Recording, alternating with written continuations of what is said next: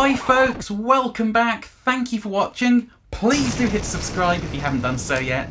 It really does help when you do that.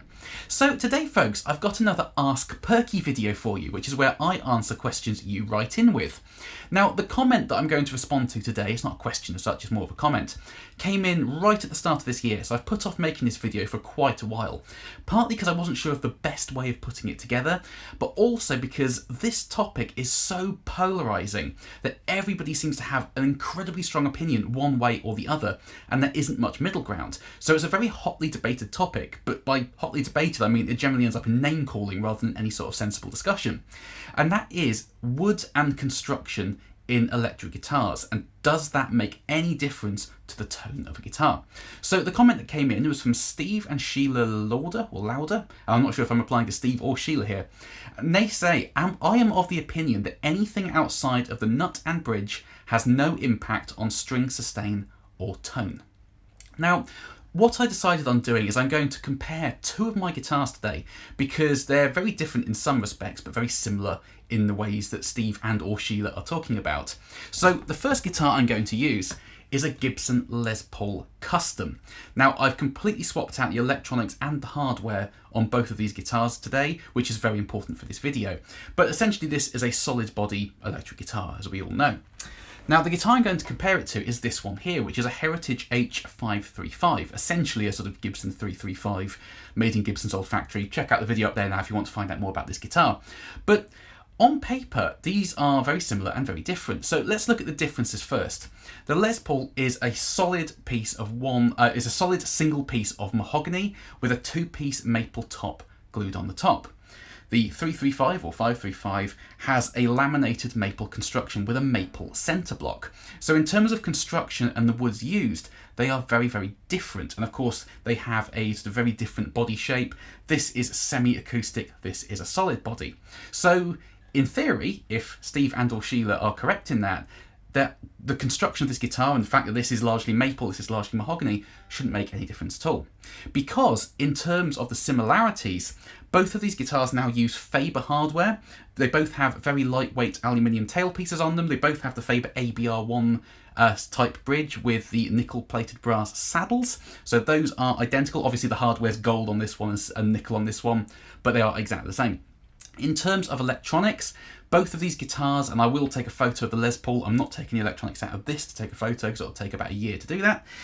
Both of them use VI pots, which are the sort of slightly overvalued Centralab replica pots. They both have the Bumblebee replica capacitors from Lux. They're both wired using the 50s wiring schematic. They both have a three-way Switchcraft switch and a Switchcraft jack. And in terms of pickups, they both have a set of the Montes Paths.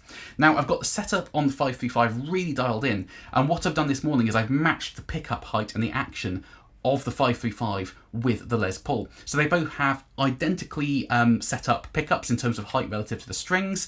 They both have completely identical hardware and electronics. So if that's the only thing that matters to how a guitar sounds, presumably these two should sound exactly the same, right? So what I'm going to do is I'm going to do a very, very quick comparison of these two guitars. I'm going to plug them both straight into the front end of my Hughes & Kettner Pure Tone, which is a sort of 40 watt plexi type amp, and I'm going to turn it up to the point where it's starting to do its business. Now this amp currently has the Fane F70 ceramic speaker in it that I'm breaking in at the moment. So it's a newish speaker, but it sounds absolutely glorious in this amp. So I'm just going to plug these two in, crank them up, and see, just as a very gentle sort of short comparison, what differences there are between the sound of these two guitars, if any. So without further ado guys, let's go.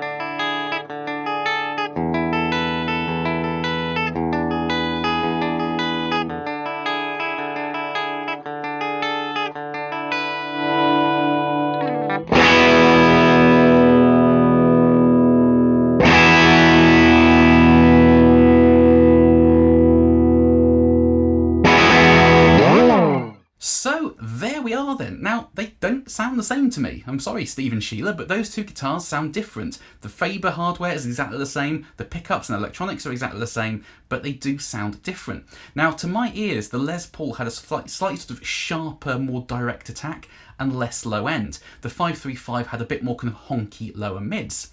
So why is that? Well, the only thing I can think of is it must come down to the construction, because if you play these two guitars unplugged, so no electronics, no amps, just completely acoustic, have a listen. The Les Paul is thinner in the low end and more direct in its attack.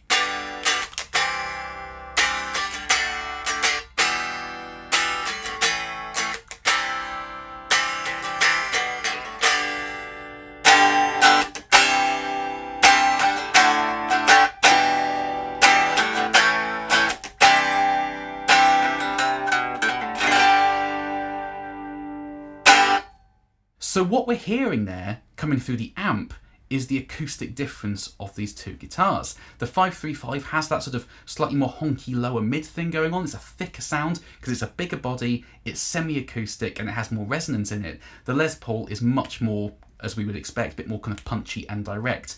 It has a sort of, a good amount of resonance going on for a solid body, but nowhere near as much as the 535.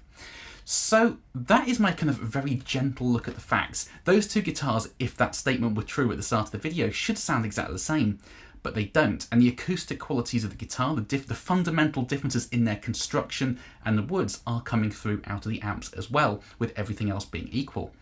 Now, I would love to have a chat with you guys in the comments section about this, get your perspectives on it in a nice way if possible, please folks. Talk among yourselves with it, but let's try and keep things a little bit calmer than over on the gear page. Now, one personal perspective I do have on this, which it's something that does occasionally come up in this debate, but nowhere near as much as I think it should, is the type of pickups in the guitar.